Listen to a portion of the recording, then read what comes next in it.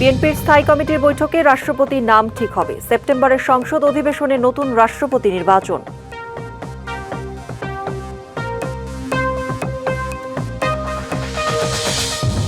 তীব্র গ্যাস সংকটে সারা দেশ, ব্যাহত শিল্প উৎপাদন, বাসাবাড়ির দুর্ভোগ চরমে, ঘণ্টার পর ঘণ্টা ফিলিং স্টেশনের লাইনে দাঁড়িয়ে মিলছে না কাঙ্ক্ষিত গ্যাস। বিএনপির স্থায়ী কমিটির বৈঠকে পরবর্তী রাষ্ট্রপতির নাম ঠিক করা হবে। দুপুরে বগুড়ায় পল্লী উন্নয়ন একাডেমির বার্ষিক পরিকল্পনা সম্মেলনে যোগ দিয়ে কথা জানান দলের মহাসচিব ও স্থানীয় সরকারমন্ত্রী মির্জা ফখরুল ইসলাম আলমগীর। সংবিধানের নিয়মনীতি অনুসরণ করে সর্বোচ্চ নিরপেক্ষতা ও সর্বসম্মতিক্রমে সিদ্ধান্ত নেওয়া হবে বলে জানান তিনি।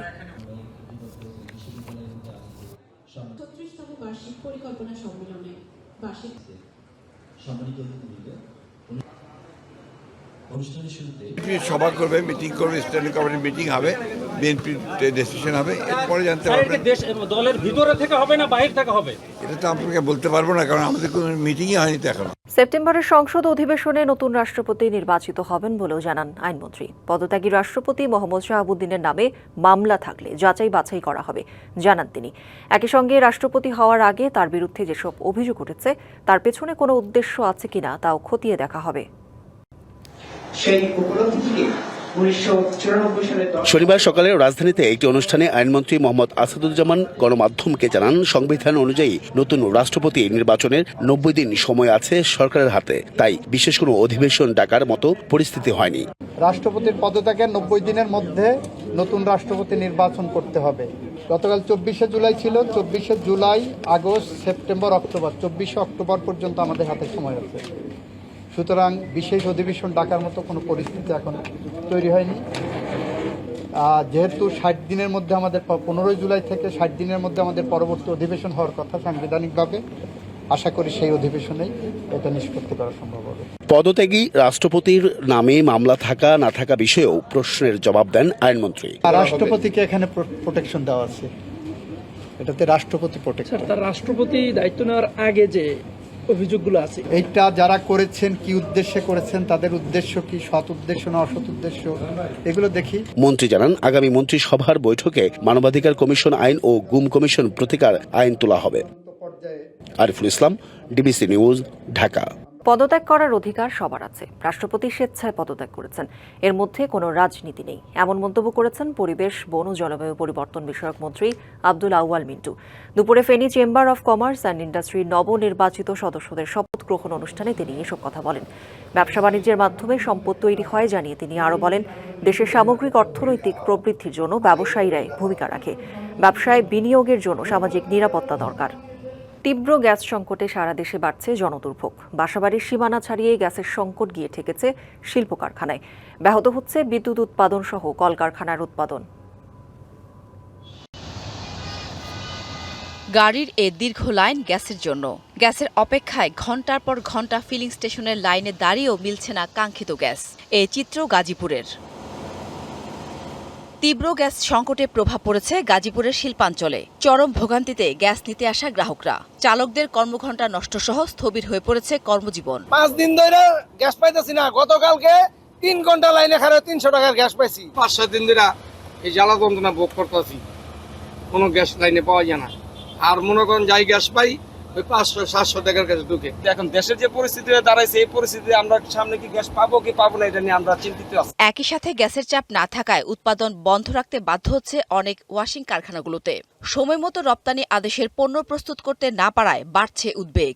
গ্যাস নিচে আজকে গ্যাস নিয়ে 50 কিলো চালাতে পারি না, আবার এসে গ্যাস নেওয়া লাগে সিরিয়াল দিয়ে। কাজকর্ম সেরকম নাই আমাদের এখানে, যতটুকু গ্যাস থাকার দরকার ছিল অ্যাভেলেবেল আমাদের গ্যাস নাই। এরকম সিচুয়েশনে হইলে একটা ফ্যাক্টরি সার্ভাইভ করা কোনোভাবেই পসিবল না, কারণ এটা একটা কমপ্লায়েন্স ফ্যাক্টরি। এখানে 7 তারিখের মধ্যে স্যালারি দিতে হয় ওয়ার্কারকে, এবং টোটাল স্যালারি 7 তারিখের মধ্যে দিতে হয়। এইভাবে যদি দেশ চলতে থাকে, এইভাবে চলতে থাকে, আমাদের এই ফ্যাক্টরি কোনোভাবেই সার্ভাইভ করা সম্ভব হবে না। প্রায় একই চিত্র নারায়ণগঞ্জেও। বিভিন্ন ফিলিং স্টেশনে জ্বালানি গ্যাসের তীব্র সংকট পোহাতে হচ্ছে গ্যাস নিতে আসা চালকদের। যানবাহনের দীর্ঘ সারি সড়কেও প্রভাব ফেলেছে।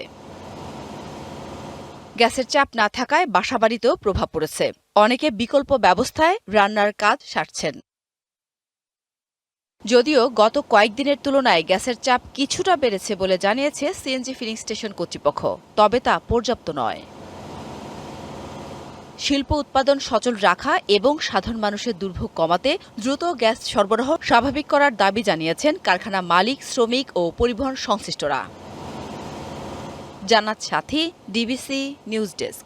যে অভিযোগে যুক্তরাষ্ট্র নতুন করে শুল্ক আরোপ করেছে তার কোনো ভিত্তি নেই জানিয়েছেন বাণিজ্যমন্ত্রী খন্দকার আব্দুল মুক্তাদির। সকালে সিলেটের শাহজালাল বিজ্ঞান ও প্রযুক্তি বিশ্ববিদ্যালয়ে এক অনুষ্ঠান শেষে সাংবাদিকদের এই কথা বলেন তিনি। বাণিজ্যমন্ত্রী জানান, নতুন করে কোনো অতিরিক্ত শুল্ক আরোপ করা হয়নি, ফলে শুল্ক পরিস্থিতিতে বাস্তব কোনো পরিবর্তন আসবে না। বাণিজ্যমন্ত্রী জানান, দেশে ইউরিয়া সারের পর্যাপ্ত মজুত রয়েছে, তাই সার সংকট বা সরবরাহ নিয়ে কৃষকদের দুশ্চিন্তার কোনো কারণ নেই। ঝিনাইদহের মহেশপুর, দিনাজপুরের বিরামপুর ও ফেনীর পরশুরাম সীমান্ত দিয়ে 22 জনকে পুশিনের চেষ্টা প্রতিহত করেছে বিজিবি জানায়, ভোর 5টার দিকে ঝিনাইদহের মহেশপুর সীমান্তের সামন্তা এলাকার মেইন পিলার 55 সংলগ্ন গেট দিয়ে 4 জন পুরুষ ও 2 নারীকে পুশিনের চেষ্টা করে বিএসএফ। এ সময় বিষয়টি বিজিবির নজরে আসলে তারা বাধা দেয়। এরপর থেকে তারা সীমান্তের শূন্য রেখা থেকে 30 গজ ভারতের অভ্যন্তরে অবস্থান করছে।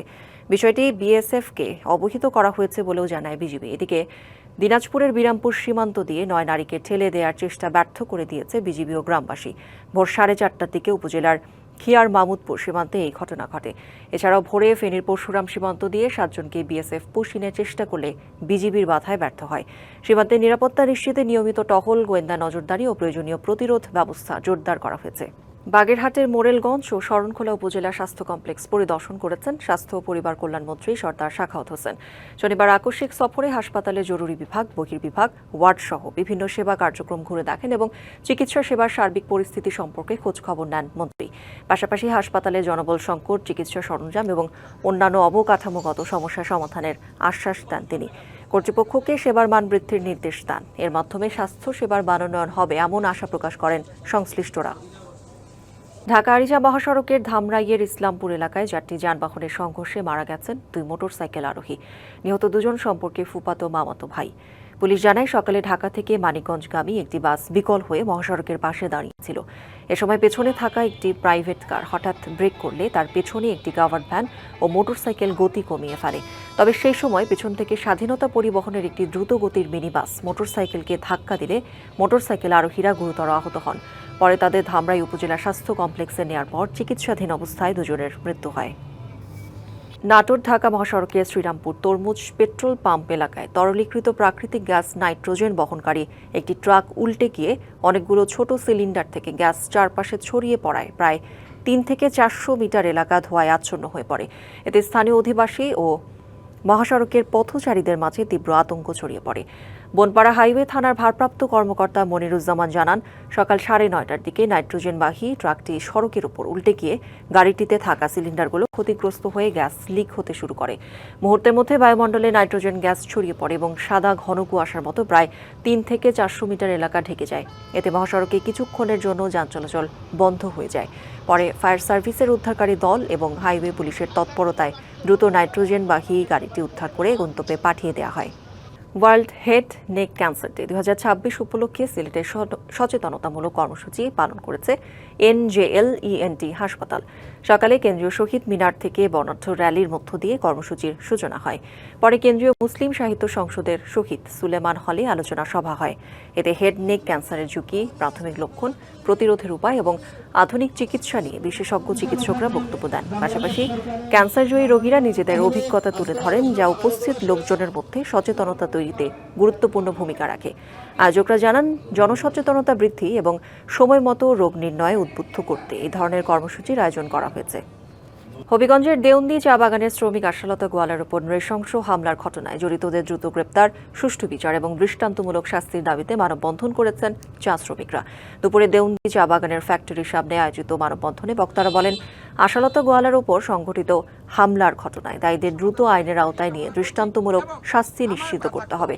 তাদের শঙ্কা, এই ধরনের বর্বরোচিত ঘটনার সুষ্ঠু বিচার না হলে চা শ্রমিকদের মধ্যে নিরাপত্তাহীনতা আরও বাড়বে। নিরপেক্ষ তদন্তের মাধ্যমে দ্রুত বিচার শেষ করতে আইনশৃঙ্খলা রক্ষাকারী বাহিনীর প্রতি আহ্বান জানান তারা। বরিশাল সদর উপজেলা বিএনপির সদ্য ঘোষিত কমিটি বাতিলের দাবিতে মানববন্ধন ও বিক্ষোভ মিছিল করেছেন দলের একাংশের নেতাকর্মীরা। সকালে নগরীর অশ্বিনী কুমার হলের সামনে এই কর্মসূচির আয়োজন করা হয়। বক্তারা অভিযোগ করেন, সদ্য ঘোষিত কমিটিতে বিতর্কিত ব্যক্তি, জামায়াত সংশ্লিষ্ট, আওয়ামী লীগের রাজনীতির সঙ্গে সম্পৃক্ত ব্যক্তিদের স্থান দেওয়া হয়েছে। অবিলম্বে কমিটি বাতিল করে ত্যাগী ও পরীক্ষিত নেতাকর্মীদের সমন্বয়ে নতুন কমিটি গঠনের দাবি জানান তারা।